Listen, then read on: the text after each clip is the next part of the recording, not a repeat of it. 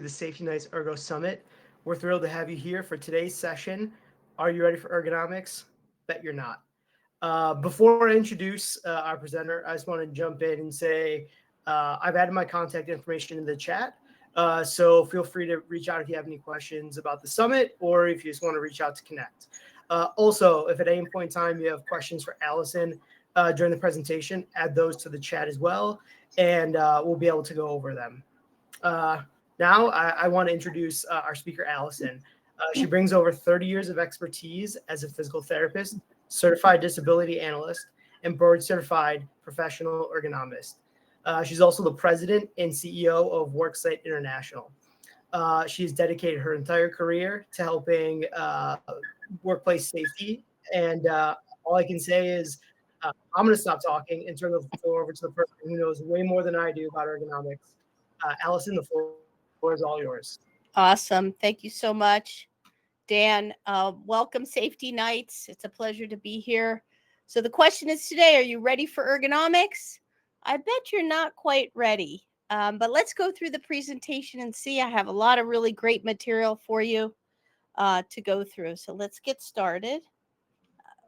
See if I can advance my slides effectively.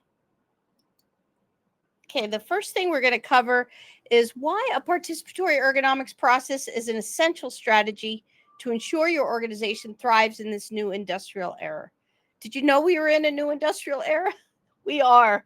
So I will cover some of that a little bit as well. Then we'll talk about the 6 pillars for best practices in ergonomics process design and management.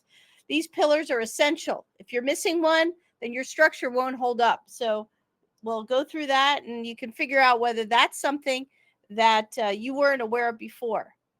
Now, we'll also cover how tracking your leading indicators, key performance indicators, KPIs, and return on investment shows the value and impact of your ergonomics process. So if you're not tracking or you're not sure what to track, I'm going to talk a little bit about that as well.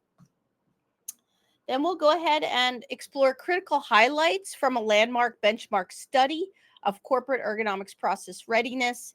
And I'll give you a chance to participate in an interactive survey. We call it the Ergo Process Readiness Survey. And that's why on the title it says an interactive interactive presentation. So not only that, but during the session, I'm going to ask you some questions, and I want you to use the chat to type your message or your answer to my questions. You'll see in the chat right now Dan's connection, contact information, as well as mine also. Okay, so let's go ahead. Now that you know what we're going to talk about, let's go and dive in deep. So, as I mentioned, a new industrial era is upon us, and it requires a new type of leadership, awareness, and knowledge. It's not just the same old anymore. When you walk into an office work environment, there's so much happening within on a person's desk. They've got multiple screens. They've got a laptop they're using. They've got a keyboard, mouse. They may be interacting with their cell phone and so forth. So that's just one aspect. But in general, there's so much more happening in industry.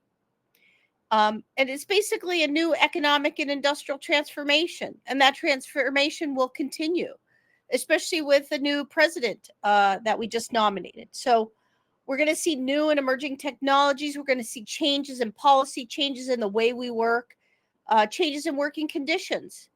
Not only that, but our world is becoming digitized and accelerated. And the bottom line is that we need new work protocols and new leadership perspectives. We need to buckle our shoes and put on our hats and coats, because I think things are going to change pretty significantly in the next year or so.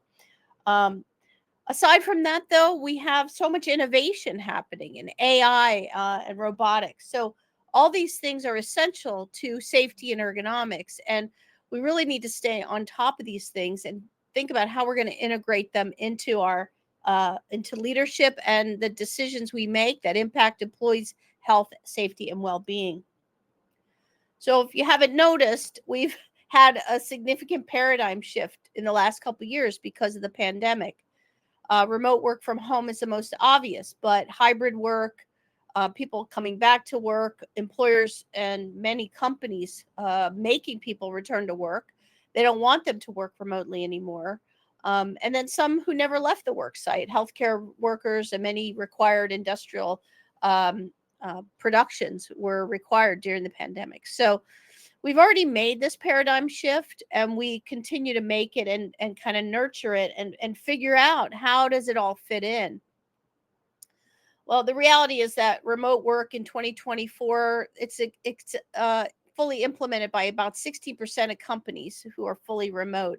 Oh, and do me a favor, type in the chat if you are able to work remotely or hybrid right now. I'd like to see your responses, where you're at right now.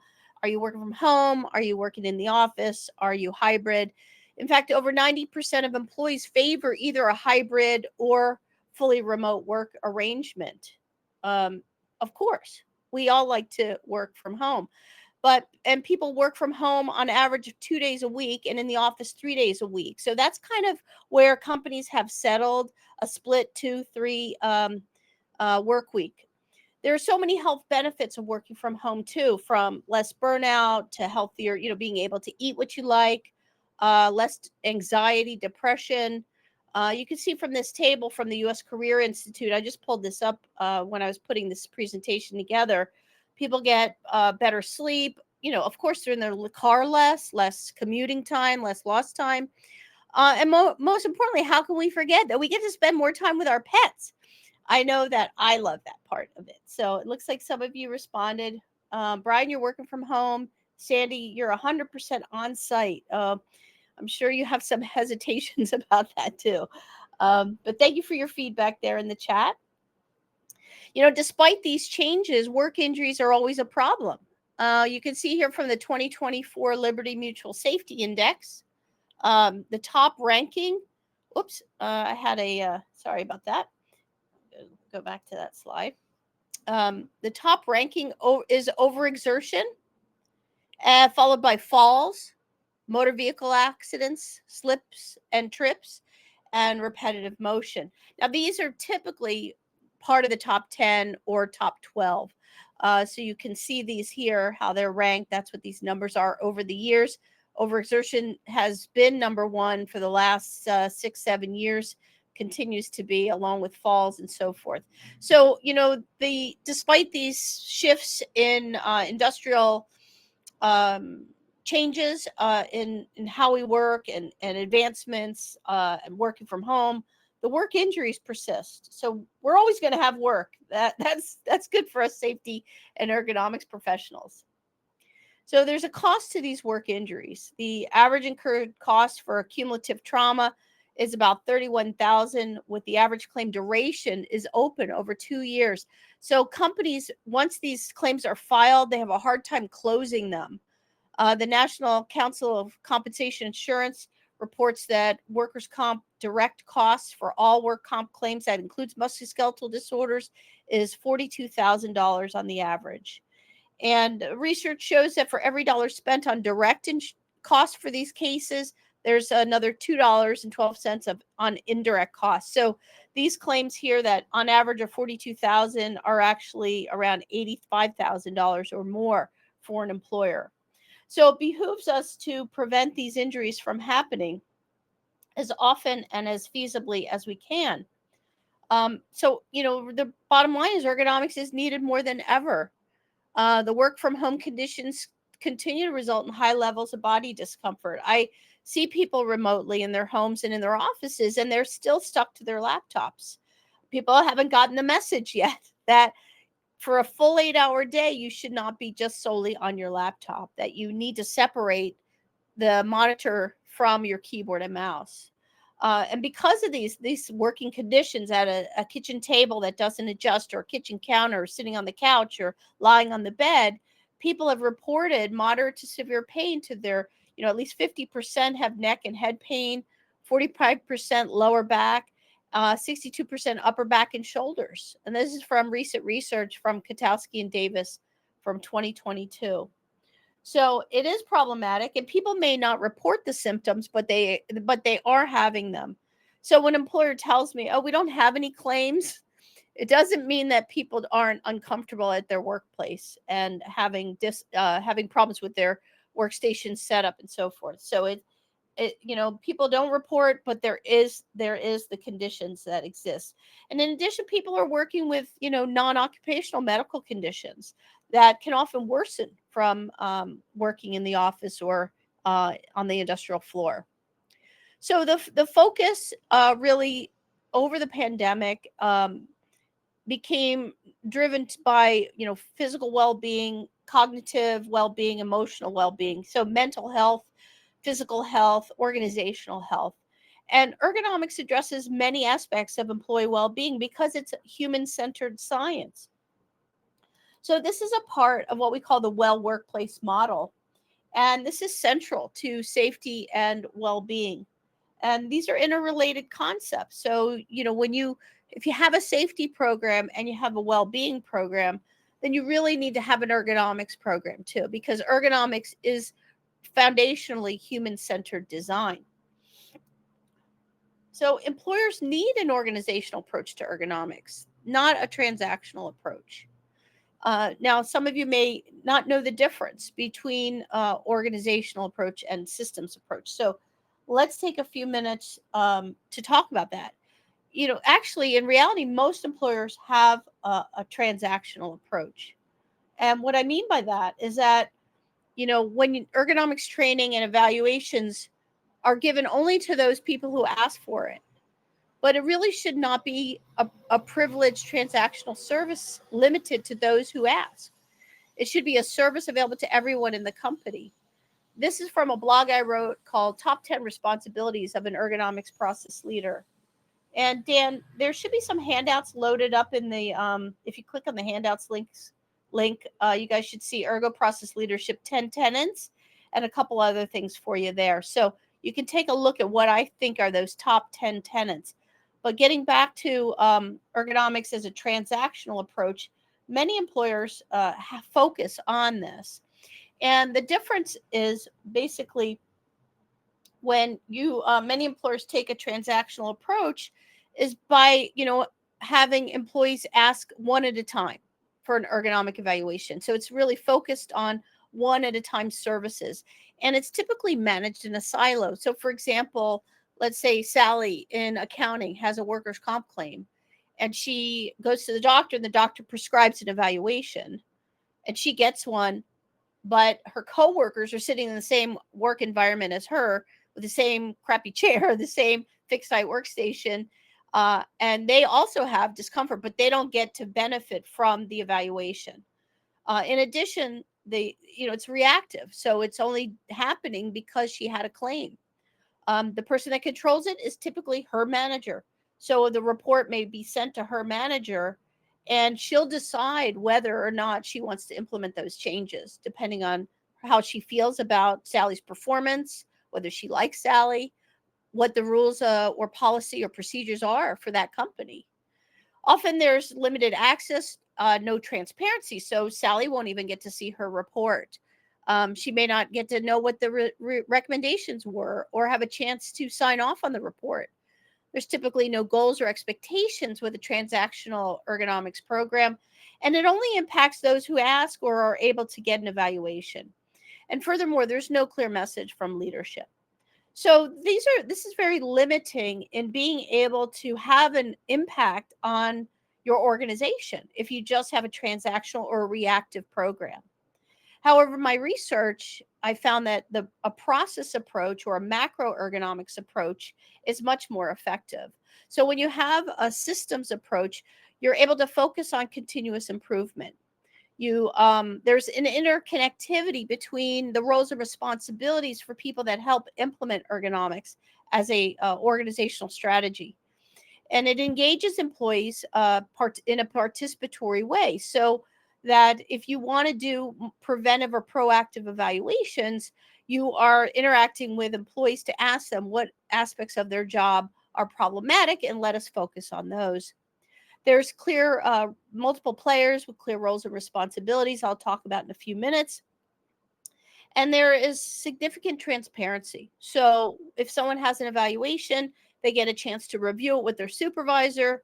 They get to sign off on the recommendations, agreeing that they will use the products that the ergonomic assessment recommended. There's clear goals with return on investment, input and output that are established by leadership. And when you have a process approach, it impacts all levels and it provides there is a clear message from leadership. So essentially, there should be a policy around ergonomics. That's one foundational aspect of having a systems approach. So, how many of you type in the chat feel that you have either a process in place or you guys tend to be on the transactional side? Type in the chat for me which side of the table of the chart here are you on? Ergo process versus transactional ergonomics. So I'll give you a second to do that. So let's talk further about what an ergonomics process is. First, this is how I define it. It's when you build an efficient, value-added ergonomics process based on lean, participatory principles to benefit the entire organization. So this is the goal of an ergonomics process. It's, when I work with companies, there's so many people that don't even know how to ask for an evaluation. That's not a process. That's not a systems approach. If you don't know where the resources are or who to ask, then you're not doing a good job communicating what you have in place for employees to benefit from. And how can you build your culture of health and safety and well-being if people don't even know how to ask for a preventive, proactive type evaluation, or when the next training is, or be able to log in to e-learning ergonomics if there's an issue for themselves. So having a process approach means many things around including employees, having an efficient and effective way of engaging them. So we're going to dive deeper into this. Thank you for your responses there. It looks like folks, a lot of you have transactional approach, which can be very frustrating, because it's very hard to get anything done that way, and it only happens essentially one person at a time.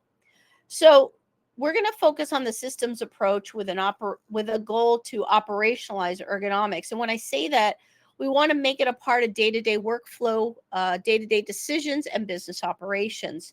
So if you're sitting in on a meeting and your department announces, oh, we're relocating to a new building, we're building a new building, and it's going to open in 4 months, and nobody's asked the ergonomist to sit in at the table to help with furniture selection and workflow and so forth. And you move into that building and it's the same designs as you had, just newer, right? So all the mistakes that were made in the last building come along for the ride with the new. And that happens a lot. You'll see architects and interior designers build a new facility, but they haven't built it with ergonomics in mind. So when you operationalize ergonomics, it is part of prevention by design, purposefully, and it's included in day-to-day decisions and operations. And that's just one example. Other examples might be where you basically, if you have to buy something, buy a new tool, maybe you need a new mouse, but there are no options. IT just has some basic, simple mice. There's no integration of alternative devices in that list that you can pick from. So when you operationalize it, it ensures ergonomics is thought of and implemented every day for your people and your processes. So when it comes down to that, let me ask you, what's your vision and your strategy? So just type in the chat, have you had a chance to talk in meetings for 2025 about the direction of your ergonomics program for 2025? Just type in, yes, we've met, or no, we haven't, in the chat if you're willing to share. I find that a lot of companies, just ignore the value or don't understand it, or they're ignorant of the value. So if you have had those meetings, that's exceptional. So, hopefully you've discussed, how can we get better? What can we do better? And you recognize what your gaps are. If you don't know what your gaps are, or you want to explore your gaps, I'm going to give you an opportunity to do that later this afternoon in this presentation. So one thing I've found about ergonomics is that it requires human-centered leadership. So this is a human-centered approach to people management, and it's considered the most important strategic goal in defining organizational success. And what it means is it's not just about the bottom line and productivity, it's about the people that work there. And it may sound cliche, but it's really important. I think the pandemic elevated how we feel about the work we do and our mental and physical health. And employers have, for the most part, embraced these concepts. So, as a safety leader, if that's your role, or risk manager or ergonomics professional, you need to really step up and represent the people and the safety aspects in your leadership position. So when I just talk about ergonomics process leadership, I mean that you bring broad capabilities to inspire, empower, and lead people by applying the science of ergonomics at an organizational level, and that you're ready to drive change in how work is done. Because ergonomics itself, by definition, is human-centered design. So it makes sense that an ergonomics process leader is a human-centered leader. So it's up to you to bring these problems and solutions to your leadership team, because they are not going to think about how their decisions are going to impact employees from an ergonomics and dynamic fit perspective, how it's going to affect the amount of force, repetition, awkward postures, etc., that ergonomic risk brings when we change how we work, or as if we don't change it. So let me ask, who is your ergo process leader where you work? Is it you? Type in the chat if it's you. If it's someone else, type in their title, because ergonomics falls in so many different purviews within a company. It can be, HR director, can be risk manager, IT, could be an administrative assistant. I mean, I see it sometimes delegated to that person. So in the chat, you've mentioned that it's you, and I appreciate that. So you know where I'm coming from. Then you need to represent it accordingly. And you probably have a lot of other work demands too. But I think this is, from that model, the well workplace model, safety and well-being, ergonomics is right in the middle. So it does have a high priority. Now, what I'm sharing here is the Worksite International Ergonomics Process Influence Model. And as I mentioned, ergonomics is human-centered work design, and it aligns with human-centered leadership. So in this model, you can see that we've focused on ergonomics in the center, whether it's the individual or the organization, and the influence that it has on these 6 aspects of, decision-making and departmentalizing in organizations. So well-being, safety, workers' comp and disability, information technologies, facility planning, and purchasing. And this applies to all industries around the perimeter, and that's whether you work on-site or remote. So ergonomics influences decisions within all these areas. And this is what I mean to make it useful and integrated on a day-to-day in a day-to-day decision-making way, that you need to make sure when new hires come in that IT is trained on how to properly set up the workstation. If you do evaluations and you have measurements to record people's preferences, anthropometric preferences, that those are well documented, and that if you move people and you have electric desks, you can reset them. Facilities can set those workstations appropriately to the heights that employees would benefit from. So that's just a few examples. But the influence model is something important in the sense that if you are in safety and you do some ergonomics, don't just isolate yourself within this category and only apply ergonomics when it becomes a safety issue. You should be understanding it at all these levels and how it interacts with these decisions and processes. So as an ergonomics process leader, and there are also influencers, and it's important to engage in others in this change driving your process, depending on the perspective that you share. So, for example, this includes engaging with human resources and risk. Maybe you use a consulting ergonomist, or you have internal office ergonomics specialists that should be credentialed. to perform these evaluations. As I mentioned, the consulting ergonomist for more advanced evaluations. If you or if your skill set or the people in your organization don't have the skills to do evaluations, definitely make sure that that person is included in your decision making tree. Facilities and maintenance, purchasing, and IT, I find that they have a big role in ergonomics process influencing, but they often lack the education. So they don't attend training. They have just some streetwise ergonomics knowledge. And this is the wrong approach, I think. I think purchasing and facilities are so integral, as well as IT, in selecting equipment and furniture and accessories, and they don't know what they're buying. To tell you the truth, if purchasing is buying chairs and you're not participating in that, or you don't understand the science of sitting, don't expect that they will. And they'll be, perhaps bundle in a value-added chair because they bought systems furniture, and that chair could have very limited adjustability and very poor fit for 75% of your population. So these are your influencers, but if they don't know much about ergonomics, they're not going to be much in the way of helpful. And so you're going to have to help to influence how they understand ergonomics and their roles. So with that in mind, I want to talk about the 6 pillars of an ergonomics process. So let's say you have this valuable team on board. They do have some knowledge and experience, or they're open to learn. Let's go through what the 6 pillars are that you need to have an efficient, lean ergonomics process. So the first is communication. And we'll go through each of these in a second. I'm just going to pile them in here right now. Employee participation is next. You need to have a participatory approach, ergonomic evaluations, solution implementation, accountability and follow through, and finally tracking and measuring your outcomes.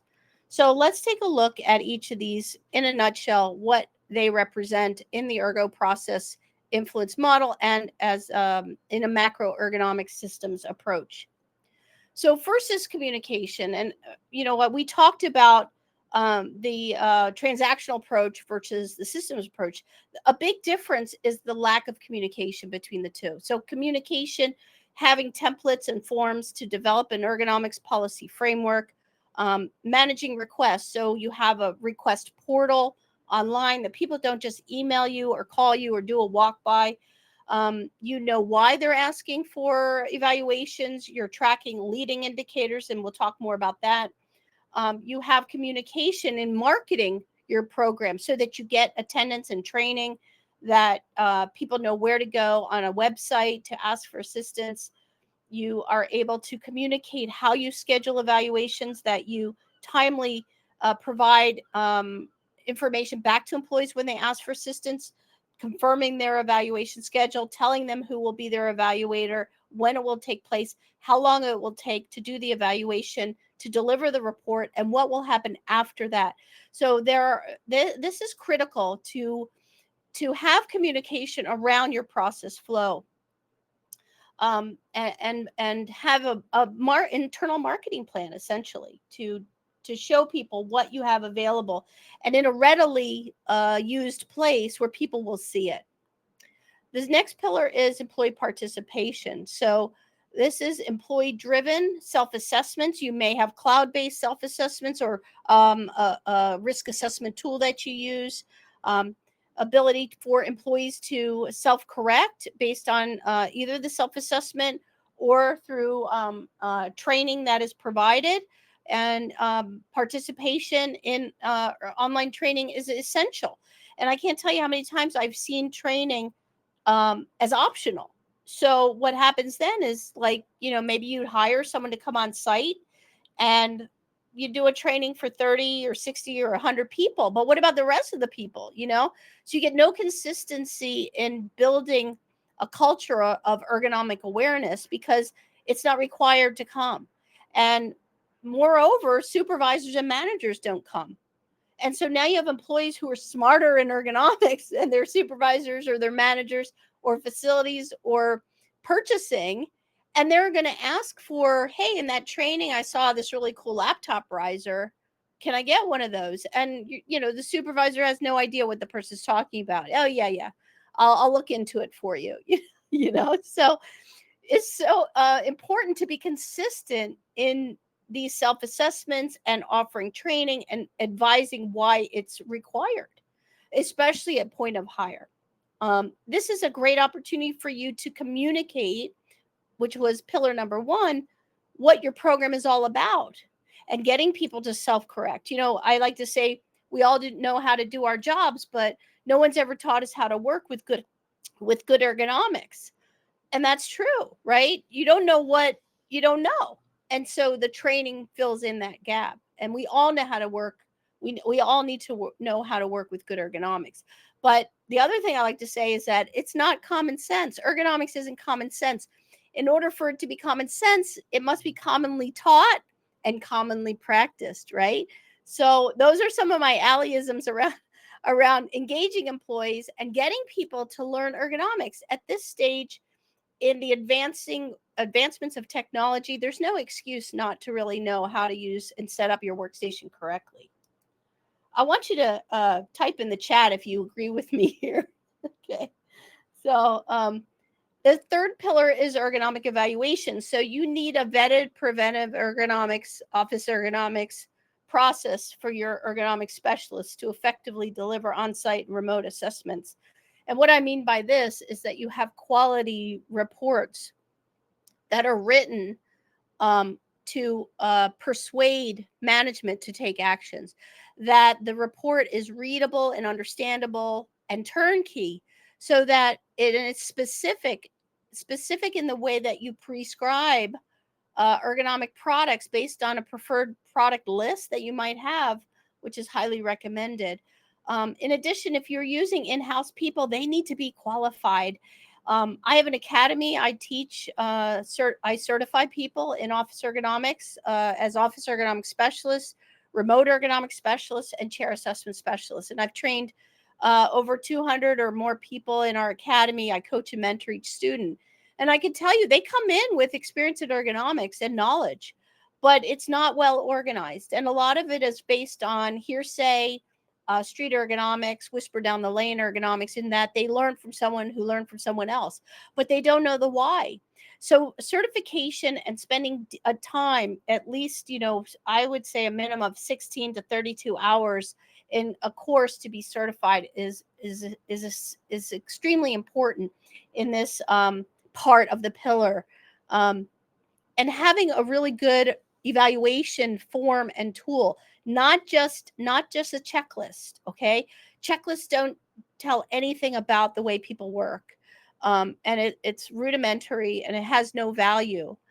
You need to persuasively write results based on objective measures, and be prescriptive in the approach and justify why change is necessary. So pillar number 3 is really a cornerstone of a good, effective ergonomics process flow, and one that should be really vetted and looked into deeply. Pillar 4 is solution implementation. So as I mentioned, in your reporting, you will focus on engineering, administrative, and product selection guidance to provide employees and supervisors with an impactful report to address and prevent injuries. Don't make them guess at what to buy. Being generic doesn't help anyone. You'll wind up with a variety of mishmash of products and chairs and Asian import,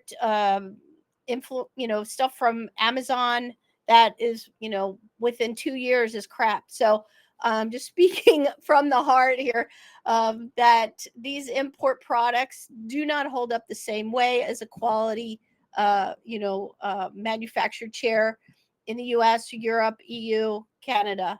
So product solution is so critical to a successful ergonomics process. And you should be, embedded in this so that purchasing and facilities are not selecting without your valuable input, provided you have the experience and expertise it takes to do that.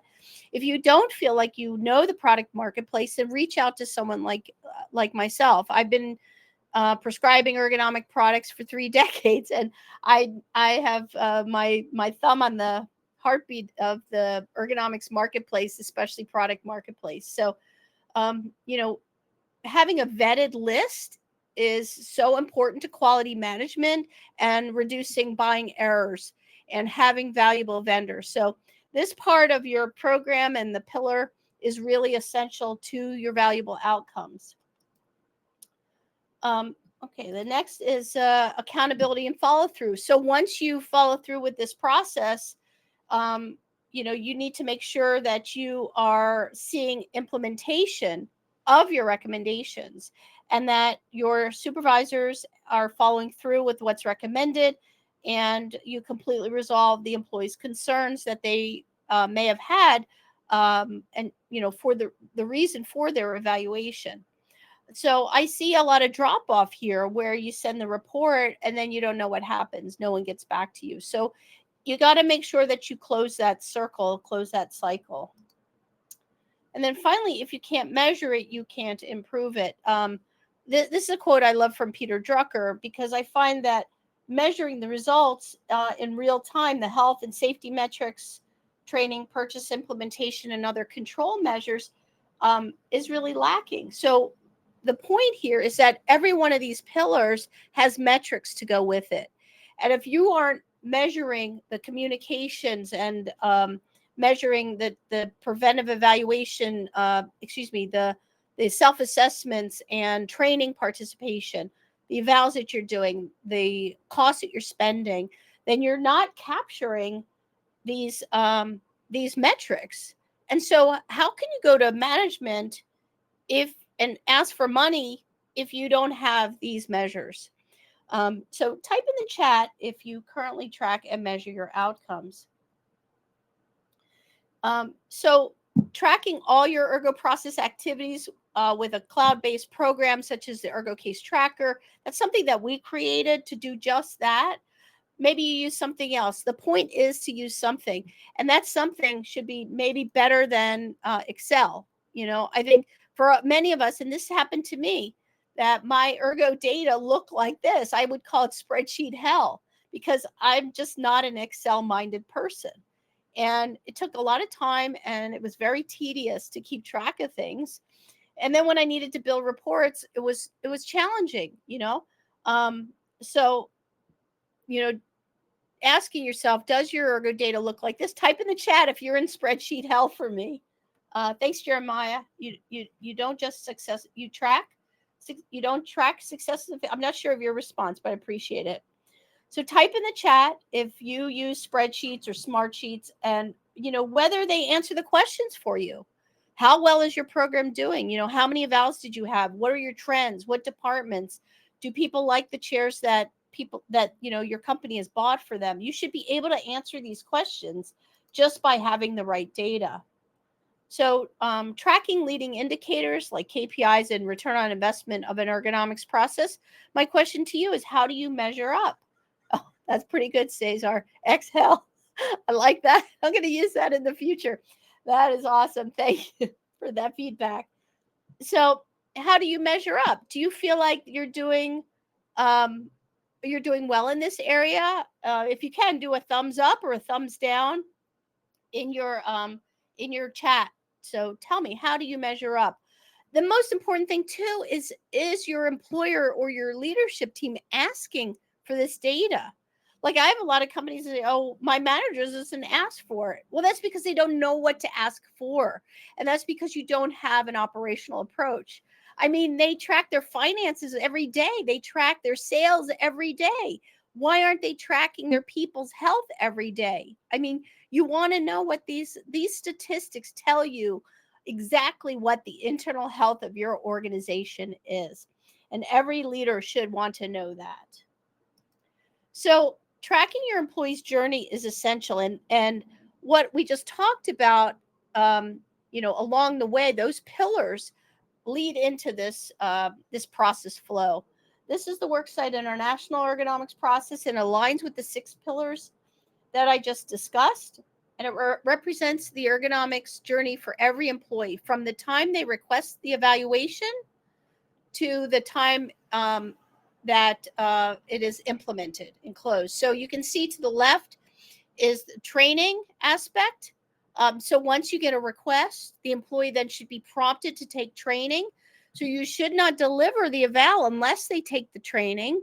However, if they have symptoms, you can proceed, but they need to take the training within a timely manner. What training does before an eval is gives people the same baseline, the same train of thought. So it allows employees to think about where they are at their workstation as far as what their needs are. So when the evaluator comes, now they can speak the same language, and the employee has some baseline information to work from. So the next side is self-assessment to the right. So once the request comes in, if you have a self-assessment program, you can refer them to evaluate themselves, and perhaps they'll be able to self-correct. And if not, you begin the journey anyway to deliver the type of ergonomic evaluation needed. You then implement or recommend the control measures in your report, and then make sure that that is fulfilled. Refer back to the self-assessment to ensure the case is resolved, and or perform a follow-up. So this is our process flow, and the metrics that we will talk about next are reflective of this process flow. So you can track, I mentioned with that process, each of those milestones from the time of the request to the training, you should be able to track your cases from start to finish. So in this is the home page of the Ergo Case Tracker, which allowed me to dump the Excel, as Cesar said, and track all my Ergo cases, all my reporting, my return on investment, this number here, return on investment for all the work we're doing with our Ergo process, all the cases we've done year to date or entirely through the whole life cycle, any new cases that are waiting for perhaps being scheduled, and any reminders. So this is a quick overview dashboard of where we're at with our ergonomics process. So that when management asks, can you prove your value? You can say, yeah, this is what we've done. These are the number of employees we've evaluated. These are the number of evals we've done. And this is of the total employee count, how many we've done over lifetime. Think about how valuable would this data be? Did your preventive evals prevent work injuries, or did they convert to workers' comp claims? In this case, we've had 7 that have gone from preventive to workers' comp. And so you'd want to ask why? Why did that happen? Did it take too long to get products? Did the employer not review the case with the employee? Did they fail to implement the solutions? So you can track these kinds of metrics and think about it and report on it to leadership and look for trends. So with communication, as I mentioned, what I recommend is one gateway form for all your requests. I want you to type in the chat right now. How do you receive your requests for evaluations? Is it by email, by phone, by walkthrough? And somebody just stops you and says, hey, something's wrong with my chair. So type in the chat how you receive it. I recommend right now one gateway form, and we call it Ergo Case Request Form. You can download this for free from my website. If you just go to our resources, corporate resources, and I put my website in the top of the chat. So you can email me if you need that. Whoops. I think I forgot my presentation on some kind of timer because it's changing the slides on its own. So anyway, this allows the employee to complete the request and tell you the type of evaluation they need and the reason why. And then it auto uploads into the software, the Ergo Case Tracker. So it helps you track your cases in a more efficient way. And it allows you to track your leading indicators or your why. And I think this is so essential. You want to know why people are asking for evaluations because it's so important in identifying trends. So you can see some of the reasons here, whether it's a claim or an ADA accommodation or a chair assessment and fit, or someone has, early symptoms of less than 3 months, progressive symptoms, new hire, initial workstation. So I've listed basically all the reasons why people might ask for an ergonomic evaluation. And so you want to be able to, tell management why people are asking, and then you can get on top of it to correct these trends and effectively mitigate these problems. So tracking your KPIs, which would be cost, this is a list of program costs, are very simple. What are you spending on evaluations? Even your own time. So if you have internal evaluators, there is a value proposition to their service. You should be documenting at least a $300 to $500 per evaluation. Because if you had to pay for this through a consulting firm, that's what you probably would pay. So you're saving your employer on this dollar amount. The purchases are tracked based on what is prescribed, not necessarily what is implemented, and the training costs to total your all your program costs. So you should be tracking these types of KPIs routinely in your in your metrics, tracking your return on investment, measure and monitor. So ergo chair purchases, product purchases, evaluation, consulting, and training. These are all essential program costs and help show the total investment in prevention.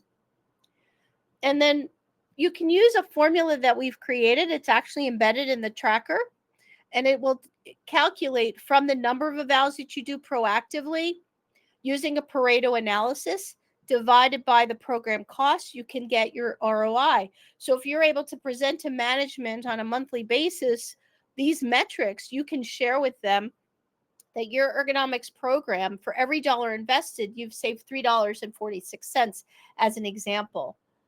For the most part, ergonomic programs will save an employer anywhere from $3 to $10 for every dollar invested. So this is right in line.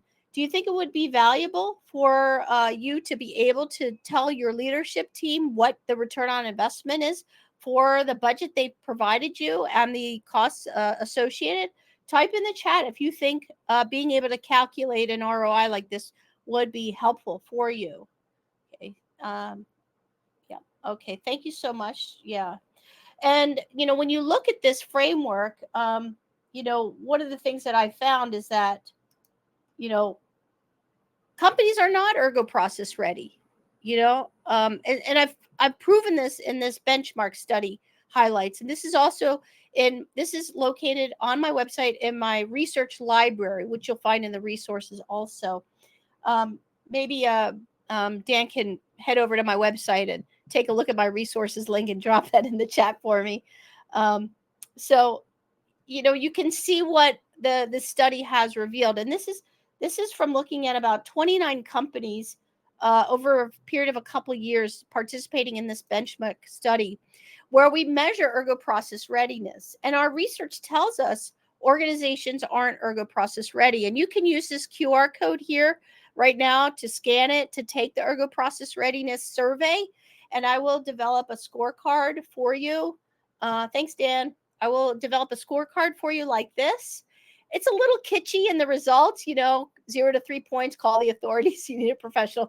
But the point is, you're going to be able to, I see your gaps from my perspective as an ergo process leader and consultant in this industry for 3 decades. So I'm happy to do that for you.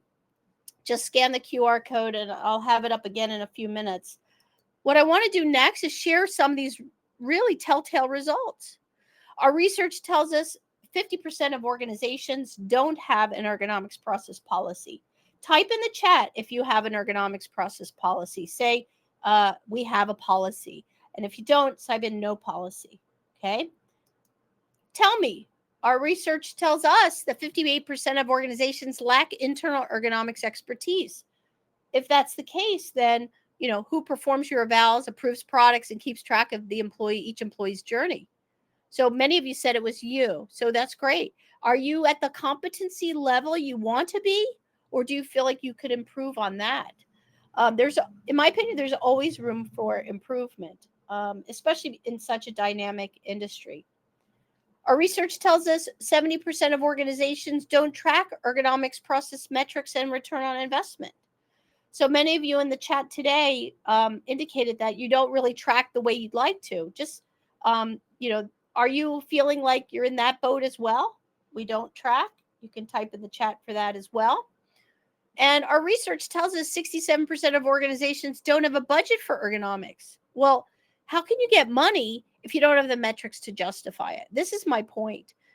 Companies don't line item ergonomics, or it's pulled out from department A, department B, in that transactional way. So it comes as an unexpected expense. When it's an unexpected expense, employers really struggle with finding the solutions and the money available to do so.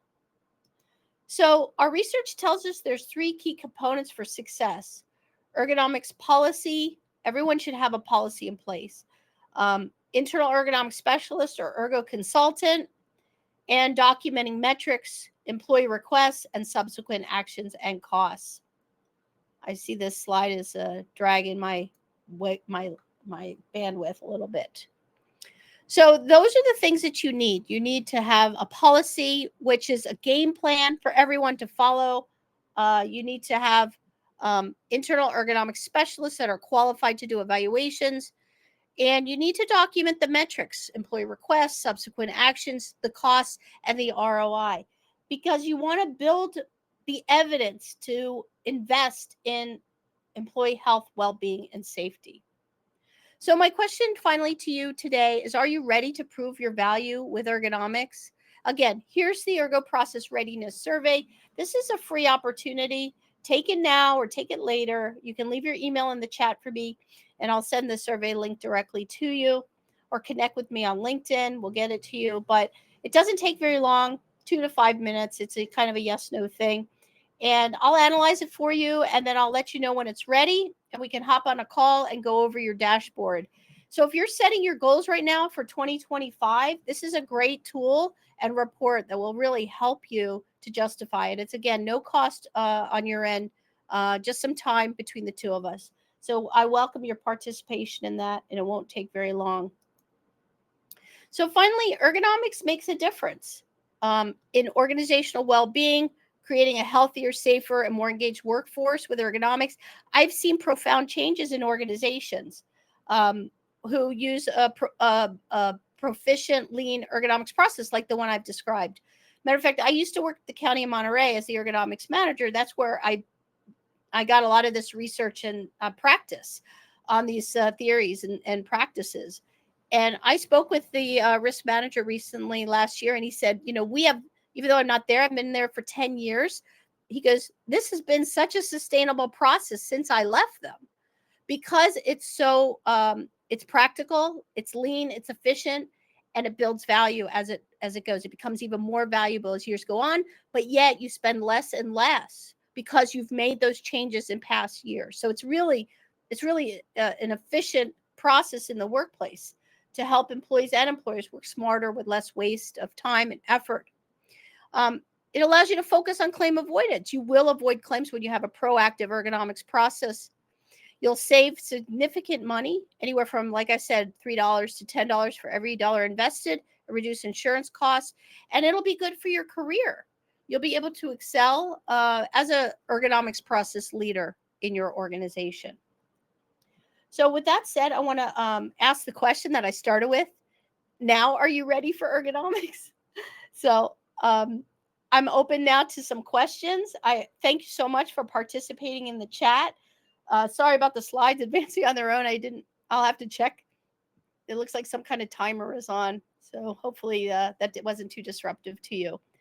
So I'll open to questions, Dan, if you're available. Thank you guys for participating in the chat. I really appreciate it, and hope that you'll take the Ergo Process Readiness Survey. Thanks, Dan. Absolutely, Alison, that was incredible.